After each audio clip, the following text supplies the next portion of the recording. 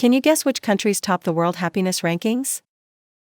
The answers are 3 Iceland, 2 Denmark, and 1 Finland. Yes, it's those Scandinavian countries again. But what exactly makes a country happy? Let's dive into the 6 key factors that contribute to happiness. First, the economy. Living in a wealthy country isn't bad at all. In fact, many researches have shown that there's a positive correlation between GDP and happiness. However, as people become wealthier, the relationship between wealth and happiness tends to level off, resembling a logarithmic function. Mahadia and Rawat suggest that beyond a certain point, more money doesn't significantly increase happiness. In countries with longer life expectancy, longer education periods, and high living standards, money can't buy much more happiness. Next, let's look at power structures.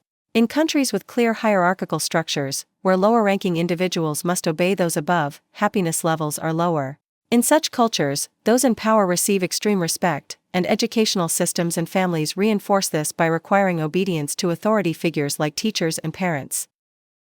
Gender equality is another crucial factor. In countries with less gender equality, laws often restrict women's rights, including travel, work, status, and political participation. New Zealand is a prime example of gender equality.